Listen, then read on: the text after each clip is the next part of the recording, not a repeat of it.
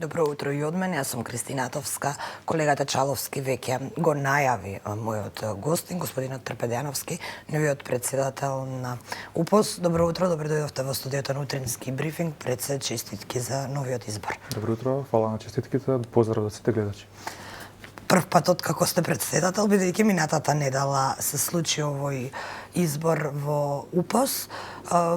Како функционира сега синдикатот, дали останува на старите стази, дали е секако порано или сепак се очекува со вашето доаѓање можеби да се направат некои измени? Мислам дека патот на синдикатот НУПОС е трасиран, под него газиме веќе долго време. Ќе продолжиме понатаму, секако дека ќе има промени нели во раководните органи, ќе има доста и нови лица, помлади лица, меѓутоа ќе останете доста и од оние поискусни синдикалци со кои заедно ќе гледаме да продолжиме по успешните патеки на синдикатот. Се работи за судската администрација, тоа се луѓето кои вие ги застапувате. Можам да кажам дека во текот на годините бевте можеби еден од погласните синдикати. Вие сте на улица и на протести веќе од 2016 брајќи ги своите права. Имаше неколку закони и покачувања за судиите и обвинителите кои не опфатија судската администрација. Што се случи бидејќи долго ги имавте тие барања, дали во меѓувреме се променија состојбите? Синдикатот на УПОС ги издржува не само судовите, туку ги издржува и управата, државната управа, значи правните органи, министерствата, сите судови, затвори, агенции, фондови и така натаму. Точно е така дека во 2016 година ние бевме организатори на штрајкот во судовите од 2000, што траеше 62 дена, кој се однесуваше на барањата за додатоци на плата за судската служба, што ги добија и судиите, и обвинителите, и обвинителската служба, не ги доби само судската служба. На крај успеавме да со штрајкот, несли по смената на власта во 2018 да направиме измени на законот за судска служба, каде што се вметна овие додатоци на плата да ги имаат и судските службеници.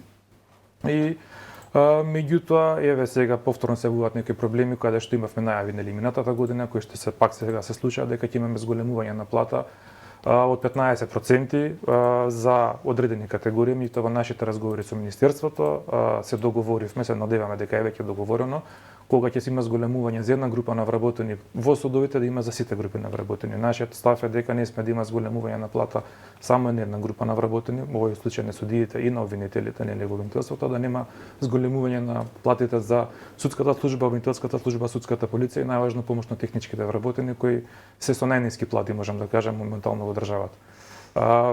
И наредната недела имаме веќе закажано состанок со министерот за правда, се надевам дека ќе се одржи, пак ќе биде разговор, главна тема на разговорот ќе биде висината на платите во судовите, меѓутоа ова тема на разговор ја бараме и имаме за барано среда и со министерот за финансии, повторно со премиерот да разговараме нели за најавената зголемување на минимална плата од 18.000 денари. УПОС е дел од членка на Сојузот на синдикати, кој во изминатиот период беше доста гласен во врска со одредени прашања, со одредени закони, дел од нив и блокирани во собранието. Сите членки на ССМ се согласувате со ваквите ставови, како што е, например, недела неработен ден, минимална плата?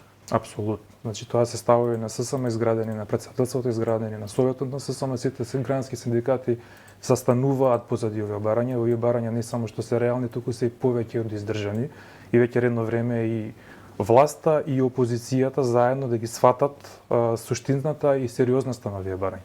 Не можеме веќе и ставот на ССМ и нашиот став е ист дека не може се чека веќе недела неработен ден да биде заглавен собранието, што стварно е штета.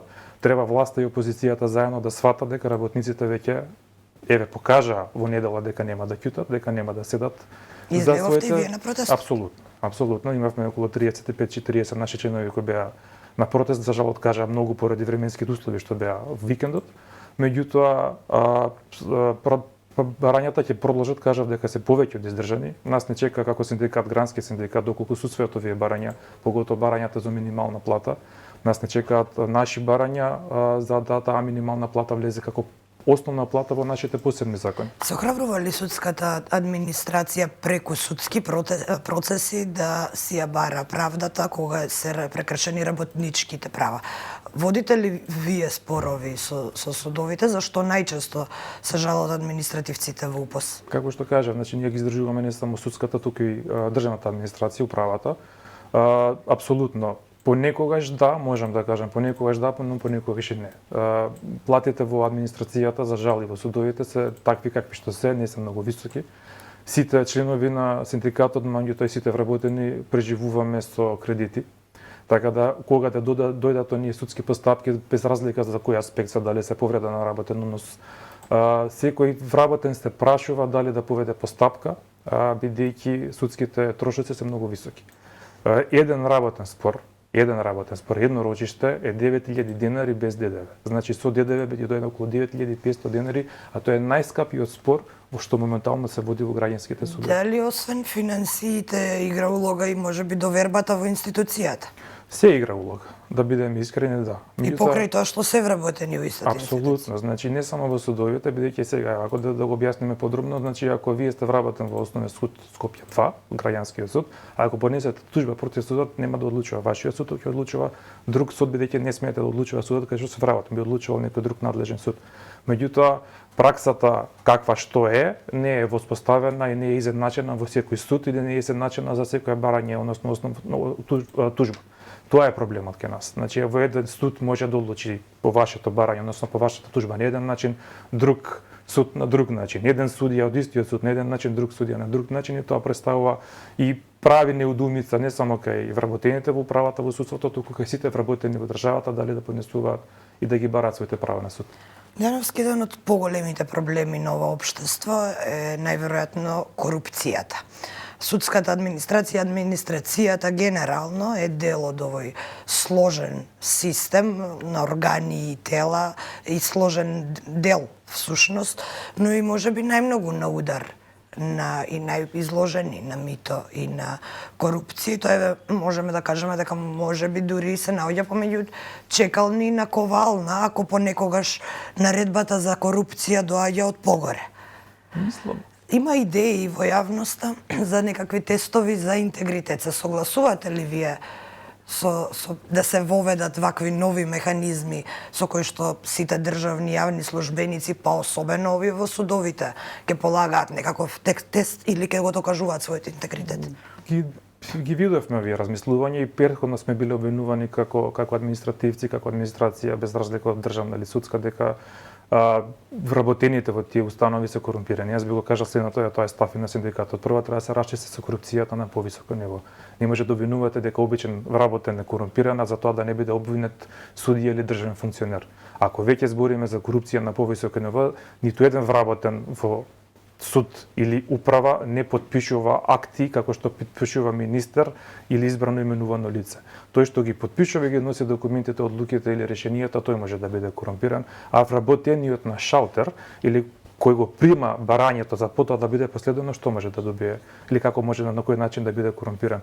Не е проблем тој тест на интегритет, меѓутоа треба да се направи прво ветинг на сите функционери, именувани јавни, дали се тоа судии, дали се тоа обвинители, дали се тоа министри. До ден денес имаме луѓе кои се на избрани именувани функции кои не поднесуваат нели имотни листови и состојба на имот во Државната комисија спречување на корупција. Кога тоа ќе се регулира на повисоко ниво, не мислам дека нема да има потреба, не би биле никаков проблем да се регулира на пониско ниво.